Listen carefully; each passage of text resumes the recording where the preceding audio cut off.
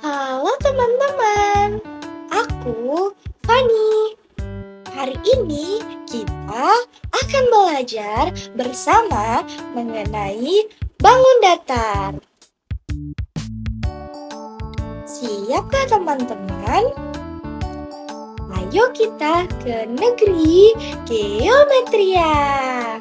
Di negeri geometria ini, semua bentuk bisa berbicara. Ayo kita kenalan satu persatu. Aku persegi. Aku punya 4 sisi yang sama panjang dan 4 sudut siku-siku. Contohnya seperti jendela rumahku dan papan catur. Aku layang. Aku adalah bentuk layang-layang. Kamu adalah layangan yang suka terbang di langit yang biru. Aku sering memainkanmu. Aku segitiga. Aku punya 3 sisi dan 3 sudut. Aku sering menemukan kamu di rambu-rambu lalu lintas. Aku lingkaran. Aku tidak punya sisi ataupun sudut, tapi aku bisa berputar dengan cepat. Seperti roda. Aku persegi panjang, mirip persegi, tapi sisi panjangku tidak sama dengan sisi lebarku. Contohnya seperti papan tulis, buku, dan pintu. Ciri-ciri bangun datar dan macam-macam bangun ruang. Ciri-ciri bangun ruang seperti apa itu? Nah, ciri-ciri yang pertama itu seperti buku tulis, jendela, piring, ubi lantai, dadu, dan kardus. Nah, selanjutnya macam-macam bangun ruang. Nah, ada yang tahu apa itu bangun ruang? Nah, bangun ruang adalah dapat digambar di bidang datar atau tidak memiliki isi atau volume. Nah, terdiri juga dari sisi dan sudut. Tidak dapat dipegang bentuknya karena tidak memiliki tebal. Nah, contoh dari macam-macam bangun ruang itu seperti dadu, kaleng susu, kardus, dan bola. Nah, selanjutnya ada contoh bangun ruang. Nah, adapun contoh bangun ruang yang dapat kita temui di kehidupan sehari-hari yaitu ada kubus, ada balok, ada kerucut, limas, dan tabung. Nah, kelima ini adalah contoh bangun ruang yang dapat kita temui di kehidupan sehari-hari. Nah, selanjutnya ada ciri-ciri bangun ruang.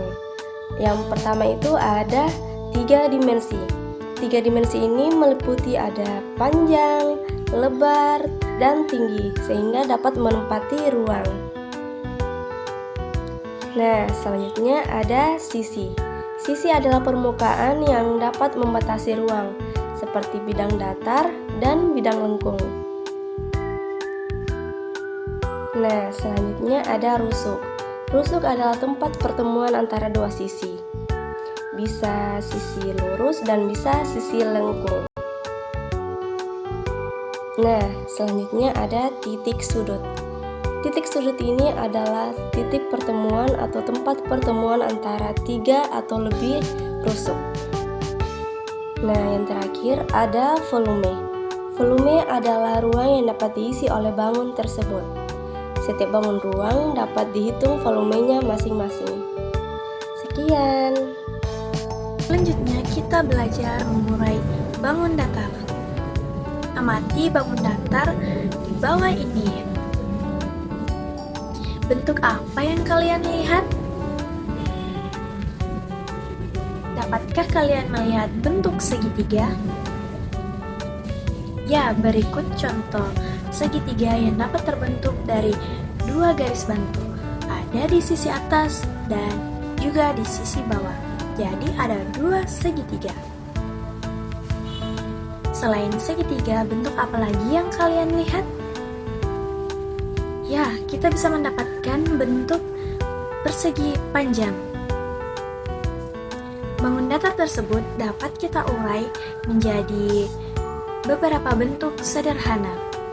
Dari yang seperti ini menjadi dua segitiga dan satu persegi panjang. Bentuk yang dihasilkan dapat bermacam-macam. Dengan 3 garis bantu, maka akan menghasilkan 2 persegi dan 2 segitiga. Menyusun bangun datar.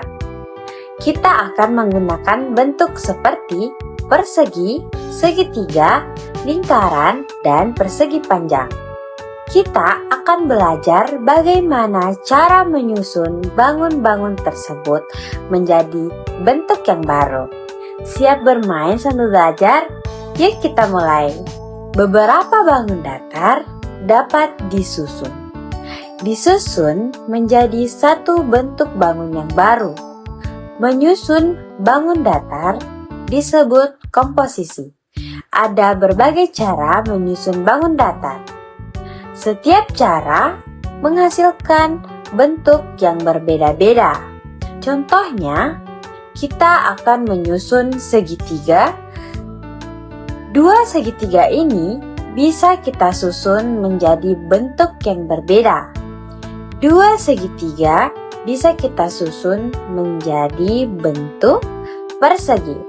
Segitiga warna merah ditambah segitiga warna biru menjadi bentuk yang baru, yaitu menjadi persegi. Kita masih akan menyusun segitiga. 4 buah segitiga ini bisa kita susun menjadi bentuk apa ya? Kira-kira, menjadi bentuk kita akan menyusun dari warna merah, kemudian hijau, kita susun warna biru, dan yang terakhir kita susun warna kuning.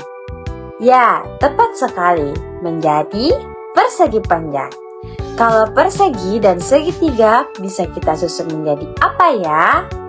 Kalian biasa loh menggambar ini saat pelajaran seni rupa. Ya, tepat sekali, kita bisa menyusunnya menjadi bentuk rumah. Kita akan menyusun kembali bentuk rumah dari bangun-bangun datar berikut. Kita dapat menambahkan pohon dari bentuk berikut ini. Bagaimana? Mudah bukan? Kira-kira menjadi bentuk baru apa ya? Di sini saya yakin kalian bisa menyusun bangun datar menjadi lebih kreatif lagi. Terima kasih. Wassalamualaikum warahmatullahi wabarakatuh.